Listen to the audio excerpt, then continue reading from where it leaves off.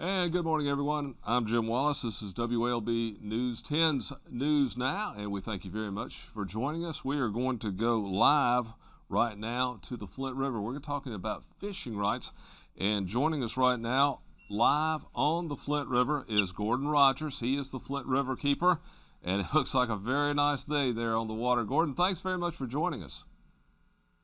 You're welcome, Jim. Good morning. One of the last pieces of legislation that the Georgia Senate finished up was Senate Bill 115, and that is a public fishing rights bill for Georgians. And I know the Flint Riverkeeper was involved in getting that passed in favor of it. Tell us about that bill, what it does. I sure will. We're very grateful to our partners with Georgia Wildlife Federation, Altamaha Riverkeeper, Southern Environmental Law Center, and the Georgia Hunting and Fishing Federation, with great leadership from the governor's office to get the bill passed.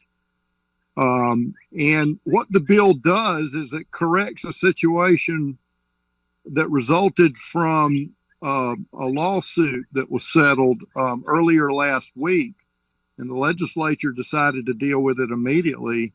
And essentially what happened is that the lawsuit gave some owners on a small section of the Upper Flint exclusive fishing rights based on some Georgia case law. And what the bill does is it takes a nationwide concept based on federal case law. It's called the public trust doctrine, which essentially says that the states cannot give away, sell, or otherwise convey passage rights, fishing rights, other river rights to private landowners, and it codifies it into state law. Now, it's not law yet because the governor has to sign that bill in order to make it law, or he cannot sign it and let it become law. We certainly don't think he's going to veto it, but we'll see. We have every confidence that it will become law.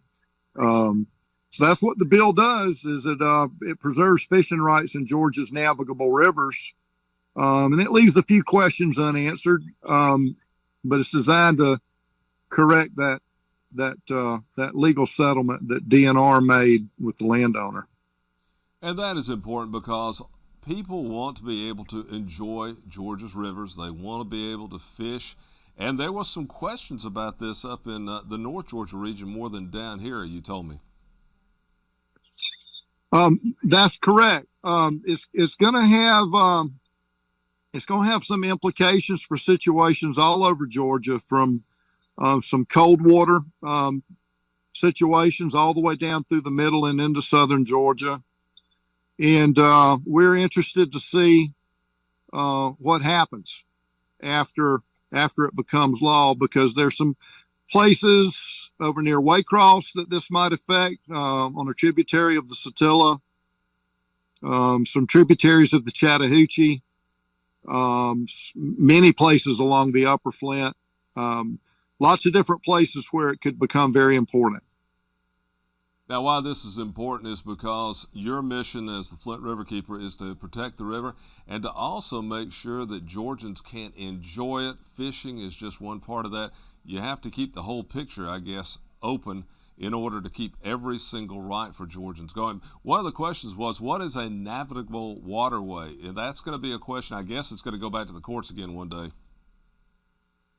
That's a question that I can give you an academic answer for, but on a section by section basis, it doesn't really matter what I say. It's going to be up to the state to decide that, and that will need to be handled perhaps by the legislature, hopefully not in court.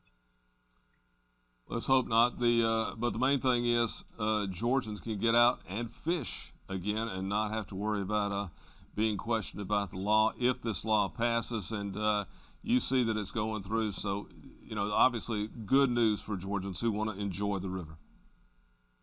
I think so. All indications are that this will become law. Stranger things have happened, but we have a lot of faith, and there was great leadership coming out of the governor's office on this subject, and we're very grateful for it. Well, you looking at this picture of you out there, it definitely makes me jealous. I know I'd like to be out probably wetting a hook right now myself. How's the river look to you right now where you are? It is high and muddy, and I don't think that it's probably not a very good fishing day. But I'm happy to be out here with a very motivated graduate student tracking some shoal bass. Tell me about that. You're the shoal bass. You're tracking them. How does one do that? Um, they have installed radio transmitters in the bass and also some largemouths, and they did it last year. I think they might have supplemented them with a few more this year, and they're looking at their movements between the Albany Dam and Lake Seminole and up into some of the tributaries like the Muckafoony and Itchaway, Notchaway. So they're learning a lot about adult shoal bass movement. They're also looking at their spawning behaviors and at some of the locations and the growth rates, et cetera, for the babies. So they're learning a lot about how shoal bass reproduce and move around in the lower Flint. And for people who may not understand all of that, the fact is that there are studies going on to protect the fish and to protect the river and make sure that they're going to be here for not only our children, but our grandchildren and hopefully a lot of others. Gordon Rogers, the Flint River Keeper, thank you very much for joining us here live on WLB News Now. Thank you, Jim. You have a great day, and we appreciate you watching. Thank you very much. Have a great day and join us later today, not only on WLB.com throughout the day, but on WLB News 10. We'll be coming up again with our latest news and news. Have a good day, everybody.